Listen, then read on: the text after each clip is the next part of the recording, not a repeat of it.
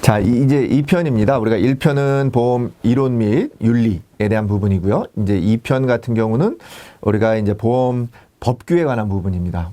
보험업 법규에 관한 부분이기 때문에 여러분들 같이 기억하시면 좋겠고요. 자, 1편하고 2편 같은 경우는 지문이 3개밖에 안 나옵니다. 그렇기 때문에 여러분들이 상대적으로는 문제 물론 배점도 낮지만 여러분들이 좀 더 쉽게 문제를 푸실 수 있는 부분이니까 여러분들 크게 어렵게 생각하지 마시고 틀린 지문 위주로 좀 여러분들이 공부를 하시면 좋은 점수를 받는데 도움이 되실 것 같습니다. 자, 11번 같은 경우는 이제 보험 감독 방식인데 자주 출제되는 질문은 아닙니다. 그렇지만 우리나라랑 대부분의 나라가 어떤 그 보험 감독 방식을 사용하고 있냐면 여기 나와 있는 것처럼 실질적 감독주의를 선택하고 있습니다. 그 정도만 기억하시면 되겠습니다. 우리나라와 대부분의 나라가 실질적 감독주의를 선택하고 있다. 근데 여기 나와 있는 것처럼 보험 감독 방식의 유형으로는 공시주의, 준거주의, 실질적 감독주의 뭐 이런 게 있는데 우리는 실질적 감독주의에 의한 감독 방식을 채택하고 있다. 우리나라는 뭐라고요? 실질적 감독주의. 이 정도만 기억하시면 되겠습니다. 자, 보험 설계사가 될 수 있는 경우 이 부분은 우리가 등록이나 될 수 있는 경우는 아주 중요합니다. 매번 시험에 나오니까 여러분들 보험 설계사가 될 수 없는 경우 우리가 미성년자도 보험 설계사가 될 수 있고 신용불량자도 보험 설계사가 될 수 있습니다. 이런 지문도 나오니까 같이 기억하시고 여기 나와 있는 것처럼 이제 어떤 어떤 처벌의 어떤 종료가 된 자, 뭐 복권된 자, 뭐 이런 부분들이 있는데 이런 부분들은 여러분들이 문제를 읽어보시면 될 것 같아요. 근데 여기 나와 있는 것처럼 해당하는 거니까 우리가 형의 집행 유예 기간이 종료됐으니까 이미 끝난 거잖아요. 그러니까 이때는 정상이 된 거니까 당연히 보험 설계사가 될 수 있고 복권되지 아니한 자는 당연히 복권되고 나서 우리가 설계사가 될 수 있고 피성년 후견인 또는 피한전 후견인 우리가 의사 능력이 없기 때문에 이 사람들도 보험 설계사가 될 수 없다. 이렇게 같이 기억하시면 되겠습니다.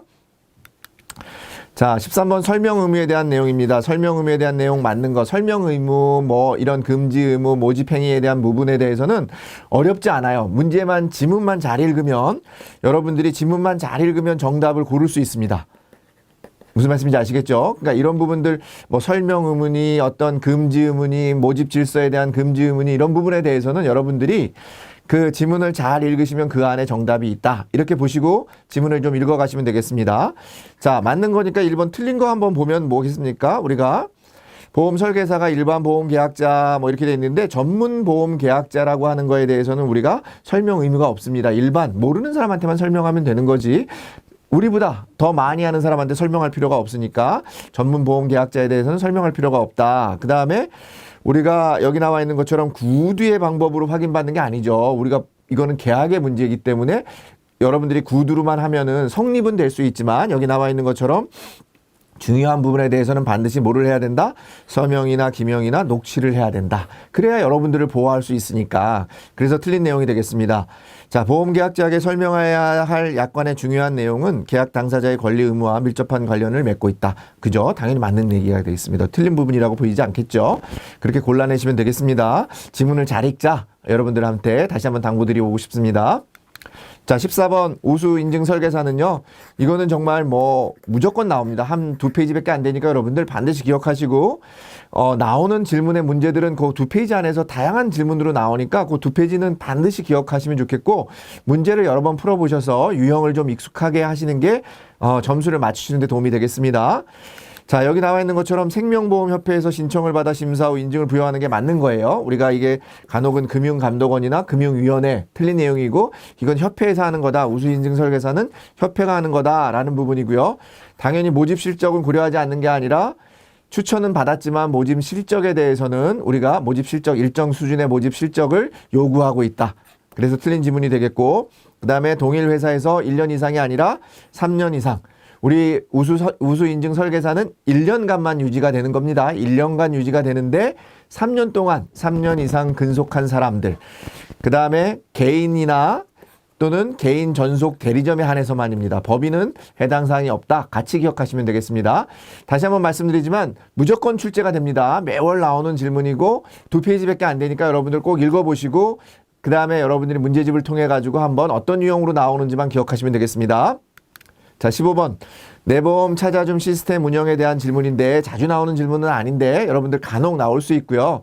최근에는 우리가 하여튼간 뭐 여러분들이 아시는 것처럼 디지털 얘기가 많이 나오니까 내 보험 찾아줌 시스템이라고 하는 게 좀 운영될 수 있다. 이건 뭐 말 그대로 내 보험을 찾아주는 건데 생명보험 회사하고 손해보험 회사가 만든 거예요. 그러니까 이 공제조합이 있는 공제보험을 판매하는 우체국이나 새마을금고 같은 경우에 내용에 대해서는 우리가 알 수가 없어요. 요것만 기억하시면 됩니다. 나머지는 우리가 일반적으로 당연히 그래 본인 인증을 받아야 될 것 같고 생존자나 사망자에 대해서 보험가입 조회가 가능한 것 같죠. 당연히 가능하겠죠. 근데 우리가 우체국이나 새마을금고 같은 경우는 자체 공제조합이 있어요. 공제보험을 팔기 때문에 공제보험을 판매하고 있기 때문에 별도로 관리하고 있습니다. 그래서 우리가 생명보험협회에서 만든 내 보험 찾아줌 시스템에는 우리가 찾아볼 수 없다. 그렇게 같이 기억하시면 되겠습니다. 16번 경영 공시에 대한 문제인데요. 우리가 공시에 대한 질문도 거의 매달 출제가 되고 있습니다. 이게 이제 경영 공시냐, 수시 공시냐, 아니면은 뭐 생명보험 협회에서 하는 공시냐, 아니면 상품 공시냐 여러 가지가 있는데 여기 나와 있는 것처럼 경영 공시에 대해서는 여러분들이 여기 나와 있는 요 지문만 확연하게 확실하게 기억하시면 되겠습니다. 어떤 방식으로 기억하시면 좋을까 하냐면요. 옳은 거 고르는 건데 우리가 결산 공시 같은 경우 또는 분기 결산 공시하는 거, 수시 공시는 다 수시 공시 같은 경우는 당연히 수시에 공시하는 거니까 기간을 둘 수는 없으니까 즉시 공시하는 거고 이 결산 공시나 분기 임시 결산 공시 같은 경우는 3개월 이내. 그죠? 우리가 왜냐면 분기가 3개월인데 6개월까지 가면은 이게 의미가 없어지잖아요. 그러니까 3개월 이내고 기간은 6개월인가 아니라 3년. 다 그래서 3자가 들어갑니다. 그러니까 여러분들이 그렇게 기억하시면 되겠습니다. 아시겠죠? 근데 다만 분기 결산 공시 같은 경우는 우리가 다음 분기가 3개월이니까 그게 2개월 이내 공시를 하게 되어 있습니다. 그 정도만 기억하시면 되겠습니다. 자, 민원 현황에 대한 질문인데 이 질문이 아마 1월 달에 시험 문제에서 제일 어려웠던 질문입니다. 평상시엔 되게 쉬운 질문으로 나오는데 여기 나와 있는 것처럼 다른 부분들 같은 경우는 근데 내용은 이제 지문 자체는 어려웠지만 다른 정답이 아닌 지문이 쉽기 때문에 여러분들이 앞서서 제가 말씀드린 것처럼 설명 의무나 금지사항에 대한 내용들이나 아니면 민원에 대해서는 지문을 철저하게 읽자. 여러분들한테 다시 한번 강조하겠습니다. 자, 금융민원 중 보험민원이 차지하는 비중이 절반 이상이다. 맞는 질문이고요. 그 다음에 보험민원을 줄이기 위해서 보험업권에 지속적으로 노력하고 있다. 당연히 맞죠.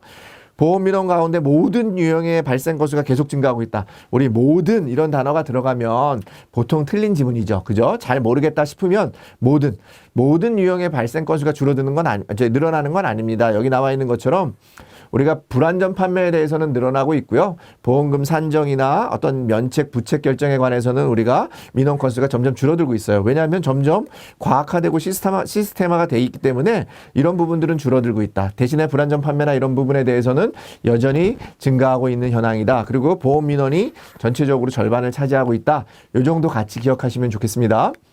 자, 18번 저축성 비과세 요건에 해당하는 보험계약 뭐냐? 우리가 매월 납입한다. 그 다음에 선납 기간이 6개월이다. 보험 가입 한도가 월 150만 원 이하이다. 뭐에 관한 거겠어요? 매월이니까 월 적립식 저축성 보험에 대한 설명입니다. 우리가 시험 문제에는요, 요 월 적립식 저축성 보험에 대한 정의를 물어보는 것만 시험에 나오고요. 나머지는 실은 다른 지문 형태로 나오고 있습니다. 그래서 여러분들이 꼭 기억하셔야 되는 거 이렇게 박스가 나와가지고 어떤 정의를 설명하는 것은 여기 나와 있는 힌트가 매월이에요. 매월에 해당하는 거니까 월 적립식 저축성 보험이다. 이렇게 기억하시면 되겠습니다.